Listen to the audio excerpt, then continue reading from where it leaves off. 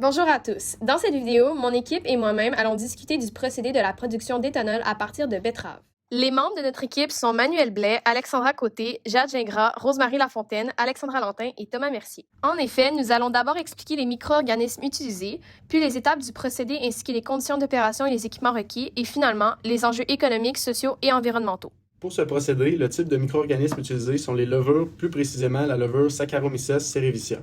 Elle est priorisée due à son métabolisme robuste offrant une forte résistance aux conditions du procédé à grande échelle, afin de permettre la transformation des sucres de la betterave en éthanol lors de la fermentation anaérobie. La production d'éthanol à partir de betteraves se fait en plusieurs étapes principales. Tout d'abord, il faut procéder au lavage afin d'en retirer les impuretés, puis au découpage de ces légumes en fines lamelles appelées cossettes à l'aide d'un coupe-racine.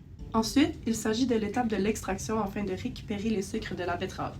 Pour ce faire, le saccharose est récupéré par diffusion au travers de membranes cellulaires grâce au contact de cossettes avec de l'eau chaude. Après, afin d'enlever les possibles impuretés restant dans le jus de diffusion, il faut procéder à une carbonatation, c'est-à-dire introduire de l'hydroxyde de calcium dans le mélange pour former du dioxyde de carbone et du carbonate de calcium, ce qui entraînera au travers d'un clarificateur les impuretés avec lui. Maintenant, c'est l'étape de la fermentation. Ce processus biologique permet de transformer le saccharose en éthanol à l'aide de la levure Saccharomyces cerevisiae dans des conditions anaérobiques avec un pH acide et à une température maximale de 40 degrés Celsius.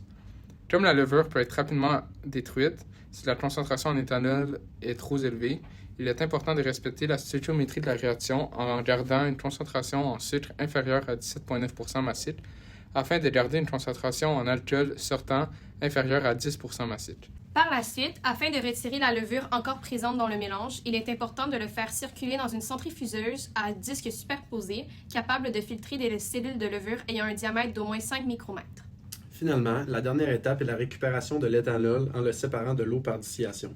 Pour ce faire, le solvant utilisé est le trichloroéthylène. Celui-ci et l'eau forment un mélange liquide-liquide à deux phases. Cela permet de décanter la majorité du solvant et de l'alcool. Ensuite, plusieurs évaporateurs flash sont utilisés pour séparer l'alcool du solvant initial. En ce qui a trait aux retombées économiques et sociales, il y a création d'emplois et une croissance économique due aux ressources forestières et terres canadiennes en abondance. De plus, des avancées surviennent dans les domaines de la biomasse, de l'agriculture et des entreprises forestières du Canada, comme la culture de céréales destinée à la production d'éthanol et l'engraissement de bovins par la drèche, un déchet du procédé. Aussi, cela a créé une nouvelle ressource de revenus pour l'industrie forestière par l'utilisation des déchets de bois. Finalement, pour les retombées environnementales, le carburant produit est renouvelable car il est produit à partir de la biomasse. De plus, la combustion est plus propre et plus complète que celle de l'essence ou du diesel. Pour finir, il y a la réduction de GES car les céréales et autres ressources de la biomasse utilisées pour produire l'éthanol absorbent le CO2 au cours de leur croissance. Merci pour votre écoute.